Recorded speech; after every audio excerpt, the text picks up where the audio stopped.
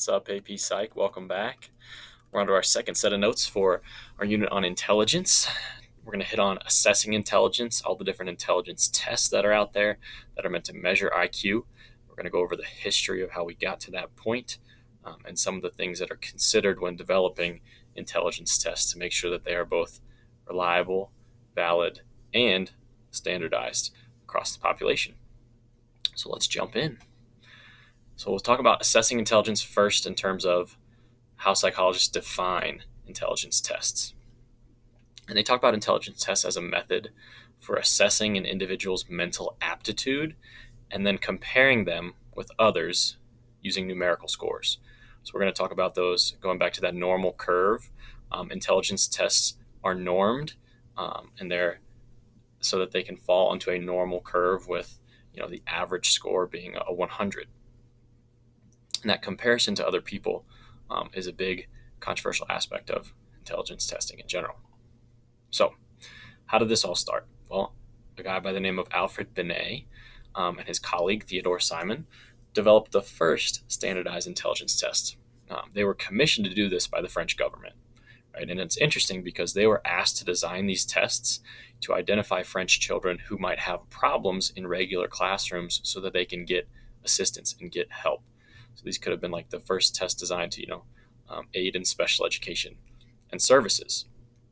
Now, the issue with this is they've kind of been turned around and used for different purposes also. And that was something that Binet warned about, right? So he set out to find a child's mental age, or the average age of an individual who achieves a particular level of performance. And we'll talk about how that was calculated originally. But like we mentioned, Binet did not create the test to label children. And he warned against this. He's like, this could be used for negative purposes if we don't pay attention to it and make sure we only use it for the correct usage that we want it to be used for. And he actually warned that if the information were misused, it would do just this. It would start to label people, and they would become defined by these numbers. And he didn't want that. So instead, he wanted only to find a way to help improve the educational experience of French children. Okay. Unfortunately, things like IQ scores have been used for negative purposes. The Nazis used them to identify, people who they considered maybe to be disabled to get rid of, and things like that. And the intelligence scores have been used in ways that, Binet never meant them to be used for, because they were supposed to be used for good, to help improve children in the classroom. Next up, we have Louis Terman. He took Binet's intelligence test and he adapted it to the United States, and he revised it for American schools and American children. And they changed the name to the Stanford Binet IQ test. He worked at Stanford, so that's where the name comes from, combining his work with that of Binet. A form of the Stanford Binet test is still in use today. I'll provide you guys with a link if you have time, if you want to check it out. You can try to take one yourself as well. But that was one of the earliest used IQ tests in the United States. Today, it is given orally and varies in nature according to the person taking the test. So instead of just children, obviously they've adapted it to adults, but children give figures to copy. They're given figures to copy or everyday problems to solve, basic stuff, right? But adults, they're asked to do more complex things naturally. They're asked to solve analogies, explain proverbs and statements, and describe similarities that underline certain sets of words, more abstract thinking, more higher level analytical thinking. Now, the examiner begins by finding a mental age at which a person can answer all the questions. So once you hit that mental age, you answer all the questions at, let's say, the age of a typical 34-year-old. Then you move on to more difficult problems. And when a mental age is reached at which you no longer can answer all the items, the test ends, and that's where they set your mental age. That's where they set your mental age in the past. So that was calculated at first by a man by the name of William Stern. And the formula for IQ that he introduced was mental age divided by chronological age times 100. And that would be your IQ score. Right? So let's take me, for example, I'm 29 years old. That's my chronological age, right? Let's say I take an IQ test and I'm doing well. Then I hit the age of 29. Boom. That's the last age that I can answer all the questions for. My mental age is 29. Divided by 29 is 1 times 100. I am at the normal average IQ score, right? That's just one example. Okay, but if you take a 15-year-old and they have the mental age of someone who is 30, all of a sudden their IQ is off the charts, right? It's 200. Um, Now, it's important to know that IQ is no longer computed in this way, but that's how it was originally computed in the past. So we move into the more recent and most used IQ tests now today. Were developed by David Wechsler, and Wechsler developed his Wechsler Adult Intelligence Scale, or the WAIS. And later, of course, he developed one for children, which is WISC, and an intelligence test for preschoolers. And these are the two most widely used IQ tests today. Okay, and again, I'll provide you a link for one online if you want to check it out, try it out, and see how it works. So, the WAIS measures overall intelligence in two specific parts: verbal and performance. So we'll talk about each one of those individually, and I'll show you an example of part of the test. So in the verbal category, we're talking vocab definitions and general comprehension. And then in performance, you're asked to do things timed. You're assembling small objects, you're arranging pictures in a logical order, and it's about how quickly you can do it. That's supposed to provide some insight and some scores for your intelligence. Now, normally, verbal and performance are within a close range. So, if you perform well on one, you're most likely going to perform well on the other. And that goes back to Spearman's idea of G factor, a general intelligence. But these separate scores can give a more precise picture of a person's specific abilities. You may be better at one than the other, so it's important to keep them separate so you can see the comparisons there. Here is just kind of a breakdown of the WAIS. You have the full scale IQ, which is put together from your verbal score and your performance score. Under performance, they're measuring your processing speed and your perceptual organization. Okay? Pictures, timed, putting things together, blocks, designing blocks, picture completion, things like that. On the verbal side, they're testing your working memory and your verbal comprehension, your vocabulary, right? Versus putting numbers, letter number sequencing, digit spans, your arithmetic, things that would test your working memory and how you can keep things in that area while you work through a problem. Here's an example of a WAIS. Some questions, you have general information. What day of the year is Independence Day? In what way are wool and cotton alike? And then on the other side, you have object assembly, putting together this picture of a dog. How fast can you do it? The pictures below tell a story, put them in the right order to tell the story.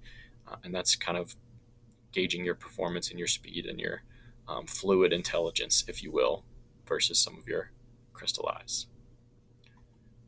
Okay, so now let's talk about how some of these tests are put together and what types there are. So you have achievement tests and aptitude tests. And achievement tests are intended to reflect what you have already learned, right? Your current level of knowledge. An achievement test tests your crystallized intelligence, your accumulated knowledge. Okay, good example, any AP test you take, right? It's supposed to test what you've learned in that subject. So the AP Psych test is an achievement test, right? Your unit tests, those are achievement tests to see what you've learned and picked up, your current level of knowledge.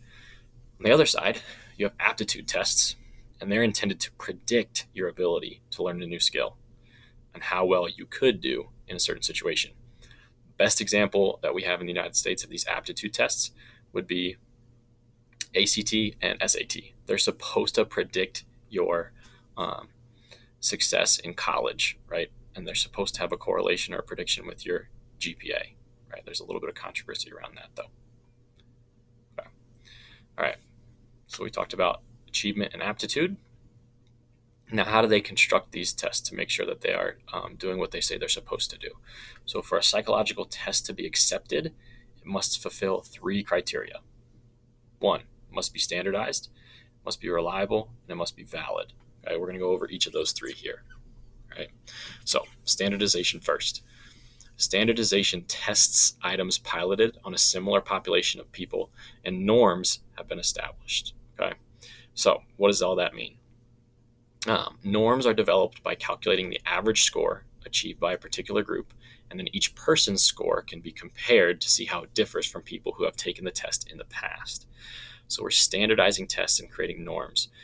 Biggest example I can give you, your AP psychology test is given to college freshmen as a final exam to set norms, right? Because at the end of AP Psych, you're supposed to be able to have, to get college credit, complete an introductory psychology course. So they give it to college freshmen, and then they set the norms on a normal curve, right? A normal distribution, and they identify what scores are going to be a 1, 2, 3, 4, and 5, right? So they've set those norms before we even take the test so that they can then compare to see how you fall against those people who've taken it in the past. Okay? And periodically, these tests are re-standardized. They're given to another random, separate representative sample to recheck and reestablish those norms and reset that normal curve to have a normal distribution. Okay? But everything must be standardized in that way. Like we talked about, these fall on a normal curve. With intelligence tests, your mean, your average is always going to be 100. Right? So standardized tests establish a normal distribution of scores on a tested population, like the bell-shaped curve pattern, the normal curve here we see below. Now it's important to note they have re-standardized these, re-normed these over the years, and they have kept 100 at the average or the mean. Okay? And we'll talk about why that's important. But one thing for you to know for this intelligence tests and normal curve is that every standard deviation is 15 points. Okay? So if you saw a question about, George scored 2 standard deviations above the mean on his intelligence test, what would his IQ be? You could say 130. 2 standard deviations, 15, 15, 130, right? And it goes the opposite direction as well. Right? But intelligence testing and scoring falls on a normal curve with 15-point standard deviations. So I just mentioned how they have re-normed the intelligence tests over time, and it's shown in the past 60 years, and more than that even, intelligence scores have steadily risen by an average of 27 points each time that they've re-normed the test. And this phenomenon was picked up by a psychologist with the last name of Flynn, and it's known as the Flynn Effect. So each time that they've re-normed an IQ test, they have people take the previous test. And what they've seen when those people retake that previous older test, they're scoring on average 27 points higher than the people who came before them. And that just shows that society's average intelligence has risen over time. There's a lot of potential reasons for that. It's pretty interesting, but you can think of a couple, I'm sure. Better access to nutrition and healthcare helps brain development. Better access to education in today's world than in the past. More supportive parents in today's world than in the past. All of those things can contribute to increasing average intelligence in the world. However, it's important to note, even though average intelligence is increasing, they re-norm those tests so that the average stays at 100. Okay. So let's talk about reliability next. A test is reliable when it yields consistent results. Okay. So to establish reliability, you need to establish a few different procedures. There's a few different things you can do to establish reliability. Okay. There's split half reliability. You can divide a 50 question test into 2 25-point tests, right? And you divide it in 2 and assess how consistent the scores are, right? If one half of the test is wildly different than the other, it's not going to be reliable. Right? Second thing, you can check reliability using different tests. You can use different forms of the test to measure consistency between them.